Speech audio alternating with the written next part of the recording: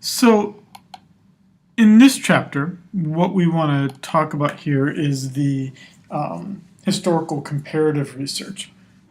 And what we're trying to do here is look at macro patterns. We're trying to look at the big questions that affect entire societies, and with those big questions, try to get a handle on what the patterns are. So in historical comparative research, you see a great deal of this occurring after World War II. And even more so in the 1980s.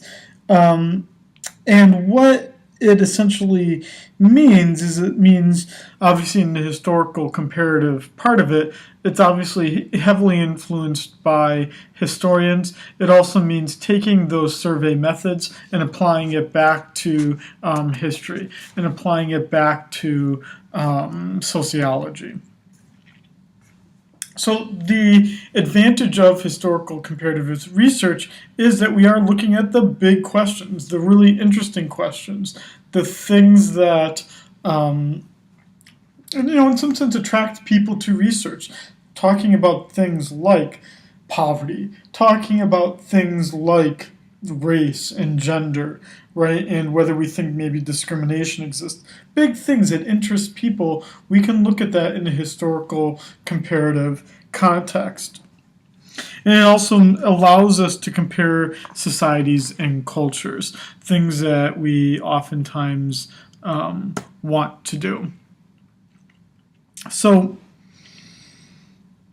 within historical comparative research, the logic is that we're able to look at multiple units over time, and we can do it in a qualitative or quantitative fashion. So as you can see here within the table,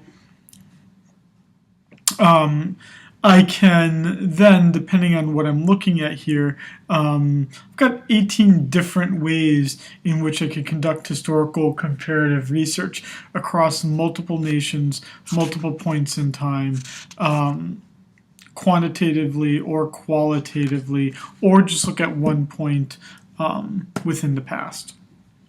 So what we need to distinguish then is the qualitative from the quantitative research, and we need to look at this both from the historical comparative as well as the field perspective. And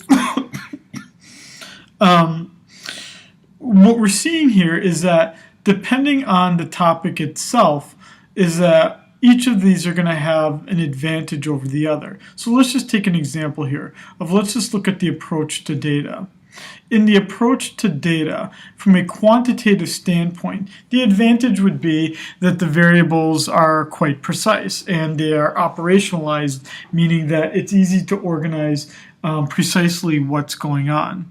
Yet, in the approach to data from a field and historical comparative standpoint, the problem with data is that we have too many details, and those too many details might limit us from getting the understanding that we want. Let's take another example here. And again, I'm presuming we can all read this list here, is that with laws and generalization, quantitative data does allow us to discover universal laws in a context-free or kind of unemotional standpoint. Yet, if we look at it from a field and historical comparative standpoint, laws and generalizations, because that context is lacking, the generalizations might be harder to draw upon. Now, if we're looking at these two approaches, the historical comparative and the qualitative approach, the similarity is that they, for instance, they both use grounded theory. They're both heavily using translation. They are looking at the diversity in the data that exists. It is important what kind of standpoint or point of view you're taking on. Yet, what we also see here is that, I guess in some sense, what we're seeing here is that when it comes to evidence, distortion, human role, causes, micro-macro, or cross-context, that the historical comparative standpoint does allow us some unique advantages, which you may find useful depending on what your research topic is. More specifically, the historical comparative context allows us to reconstruct fragments and incomplete evidence, things that we might not have otherwise been able to take into account. The historical comparative standpoint also does help us guard against distortions that would come from the individual researcher. It allows us to consider the human role or look at the consciousness of the individual. It allows us to, or reminds us to be aware of the causes and see those causes as contingent on certain conditions. Micro-macro, it does allow us to separate out those layers between the micro and the macro levels, makes us aware of that. And then finally, with cross-context, it allows us to move between the specifics within a context, but also across the context. This just reiterates what I've just all said here, so I'm just going to skip over this for right now. Now, the steps in the historical comparative research process is that what we have to be concerned about here is, or what we have to think about thoroughly is, what is our research process going to be? What is my object that I'm trying to understand more about? What is it that I want to understand? So what is my object of inquiry? I then need to locate the evidence of the topic that I'm thinking about, evaluate that evidence, what is the quality of that evidence that I'm trying to understand, and then I need to organize my evidence and synthesize it. Now, because of its name here, historical comparative data here, a big part of what I'm doing here is going to be historical evidence. That means looking at primary sources as they come from archives, secondary sources, which could be people's recollections of a past. It could be running records that are continually collected, and also could be recollections or oral histories, remembrances of something going on. The problem with secondary sources here would be that we have to think about, so secondary sources would be written histories of things, and me using that written history as the understanding of what happened in the past. Well, the big thing, I think, is really historiography, meaning that people go into understanding the past with their own views of things. And so that's going to already limit how you understand history, because you're only going to see it through that lens that someone else saw it through. And that also, just in any history, there is some sort of selection process, some sort of sorting process. And that selection and sorting process is going to limit my understanding of things.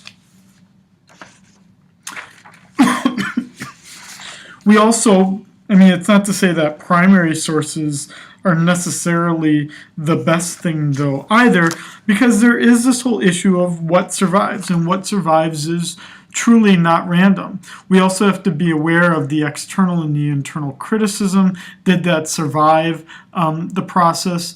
And then there's also the bowdlerization and the non-source based knowledge, and us having to think about whether that survives, whether that's going to continue to be contained within the archive. Now, we said that this is historical comparative research. So now let's talk about the comparative aspect of that research. The nice thing about comparative research is that it does help us expose the weakness in research designs. It also allows us to talk about social life as it exists across units of analysis, and allows us to do that comparison process.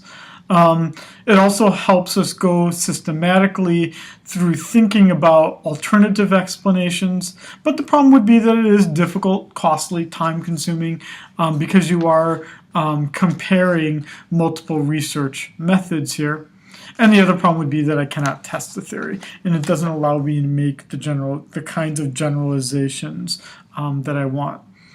And when we think about that comparative research, the kinds here then would be that I could do case study comparative research, cultural context research, cross-national research, and transnational research. Let's look at these, some of these here. So in comparative research, I have to think about the units that are actually being compared. Am I looking at cultures versus nations? Also, we have to be concerned about the Galton problem. The Galton problem being that something that's occurring in one segment, it might not be a causal relationship linked to other units. So if I want to talk about causal relationships existing, I'm going to have to start to be cautious. Also, when we're thinking about cross-cultural research, I need to think about the data issues here. The data issues would be, am I getting my data from field research? Well, if that's the case, then I need to conduct the field research across perhaps multiple cultures. I also need to look at the qualitative data that exists. Is there someone else that's already collecting it? Or if I'm doing comparative research across nations, I also need to think then about cultural sensitivity. How is that? How are the cultures different? How is this research process going to be considered differently? Obviously, there's going to be different sensitivities to situations, the courtesy bias, communication style. These are all going to be different across cultures, across nations, and that's obviously going to impact things. Also, as I'm doing my research across cultures, I'm going to have to be obviously concerned about language barriers, and I'm not going to be entirely certain if I'm asking precisely the same question, only because there's going to be different meanings of terms. And you can see that here, right, is that the translator might not be getting to me that whole process. Or I myself, as the interviewer, might have to be doing the translation myself. And that's what we start to see here then, right, is that what I could do in my cross-cultural survey translation, instead of doing the translation on the fly, what I could do is I could meet up with a translator, and together the translator and I work to create the single document that's going to be delivered to everyone, right? Translator 2 develops a questionnaire or contributes to a questionnaire as Translator 1 does. Both Translator 1, Translator 2 come to some sort of agreement on the Language 2 questionnaire that's then delivered to everyone. And then we could also have the parallel translation. The parallel translation, what we're getting at here is that even amongst translators, there's going to be some differences. Let's have all 3 translators contributing to that questionnaire and then conducting the interviews.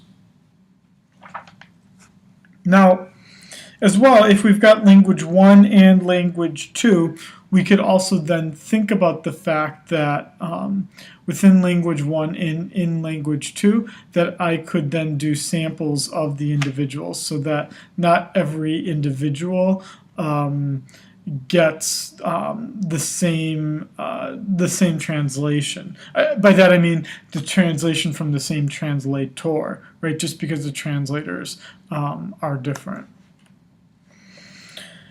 And then we also have this idea of the Western cultural bias, and this would obviously actually heavily affect those of you who are thinking even about some research in Hawaii, where the Eastern culture is a little bit more present. And this would have to deal with the inverted focus, the emic and the etic. If your research applies to this, I'd encourage you to look at the book a little bit more. I myself am not incredibly an expert on this, so I'm a little bit reluctant to kind of elaborate on it a little bit more.